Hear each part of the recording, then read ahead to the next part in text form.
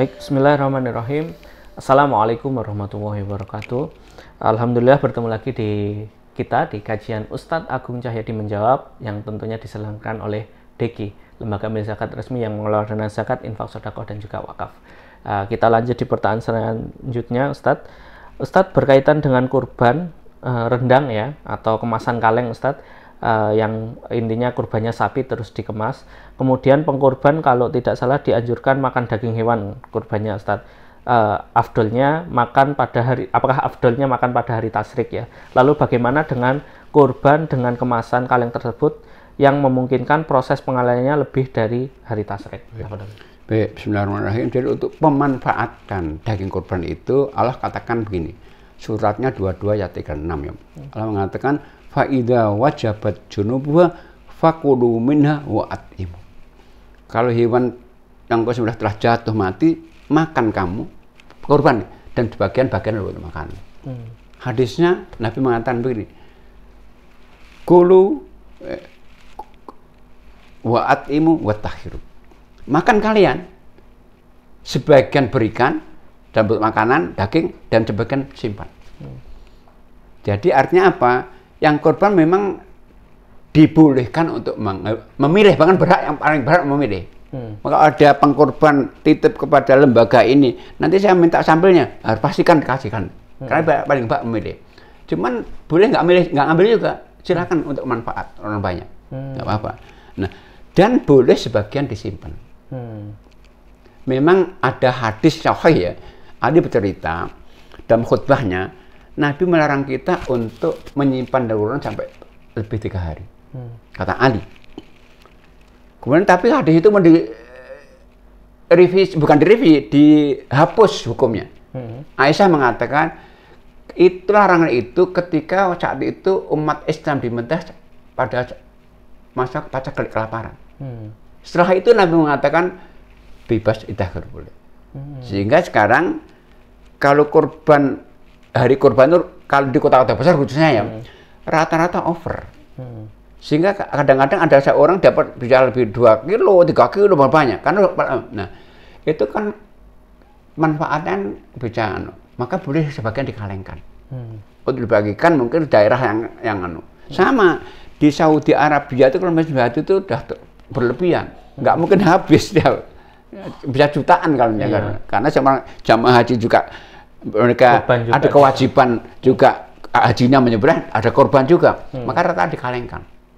Sama kita perlu mengalengkan, cuman sekali lagi semakin cepat bagikan waktunya dan jangan lebih sampai bulan Dzulhijjah berikutnya. Iya, nggak apa-apa. Iya, kalau terkait tadi Ustadz, misal kurbannya harus makan di hari tasyrik itu tidak harus karena Nabi boleh disimpan kok. Boleh disimpan, tidak harus ya. Nggak harus. Jadi memang sunnah makan, tapi ketentuannya tidak harus itu.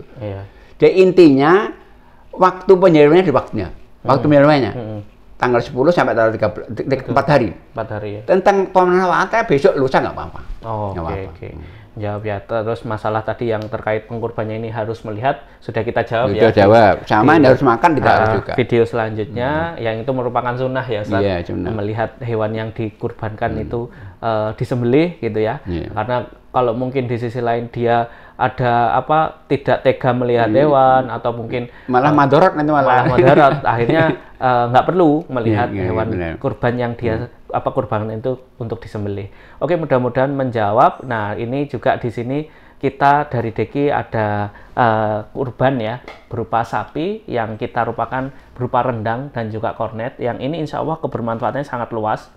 Penyembelihannya di hari tasyrik ya, di tanggal 10, 11, 12, ataupun 13, yang nanti setiap satu sapi itu menjadi, kalau rendang itu 350 kaleng, kalau kornet itu 450 kaleng kornet. Nah, nanti kebermanfaatnya justru ini sangat luas, karena kita manfaatkan untuk saudara-saudara kita yang membutuhkan di daerah pelosok, rawan bencana, rawan akidah, yang tentunya mereka lebih bermanfaat ya, lebih bergizi, mendapatkan bantuan berupa makanan yang kaya protein ini.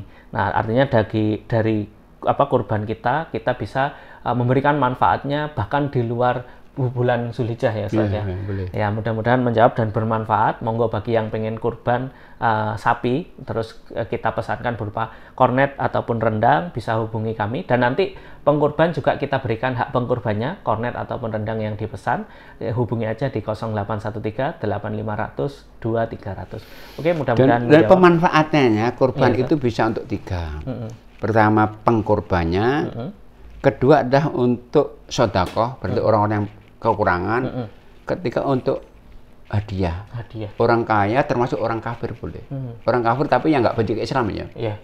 Itu boleh. Jadi bisa pengkurbannya boleh, orang yang kurangan juga boleh, sedekah sebagai sedekah, hadiah orang kaya dan orang non muslim juga boleh. Oh iya, berarti tadi ya kurban itu bukan hanya untuk fakir miskin, beda dengan zakat ya Ustaz. Kalau zakat sudah ada asnafnya, ketentuannya, khususnya gitu ya. Tapi kalau kurban ini boleh untuk semua, kecuali mungkin tadi ketentuan yang orang kafir yang memusuhi Islam ya Ustaz. Iya, boleh, itu tidak boleh. Nah, tapi kalau untuk semuanya, baik fakir miskin, orang kaya sebagai hadiah, bahkan untuk orang non muslim selama tidak memusuhi Islam, itu tidak masalah gitu ya. Monggo kurban Anda bisa bermanfaat, lebih banyak manfaatnya. Oke, mudah-mudahan menjawab. Kurang lebihnya dari kami mohon maaf. Billahi taufiq wal hidayah. Wassalamualaikum warahmatullahi wabarakatuh.